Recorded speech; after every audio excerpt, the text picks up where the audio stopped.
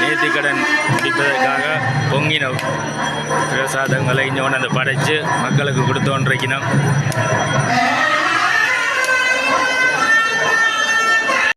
வந்து மகள் கல்யாணம் செய்வதற்கு நாங்கள் இப்போ சரி நேற்று வச்சு செய்கிறீங்க. இந்த பொங்கல் இப்படி பொங்கல் காரணம் என்ன தெரியுமா? என்னதுக்காக பொங்கல் வலுக்கட்ட வேண்டாமானுக்கு? அந்த இது என்ன படித்தளர்ச்சியாக மாறி அந்த பண்டி முகம் தோன்றி வண்டி மாறினதுனால அந்த பங்குனி மாதத்தில் பங்குனி திங்களுக்கு எல்லாரும் வந்து நேற்று வச்சு பொங்கல்.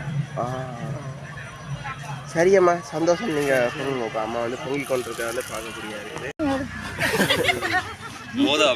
மோதா மட்டும்தானக்கா. அம்மா வணக்கம்.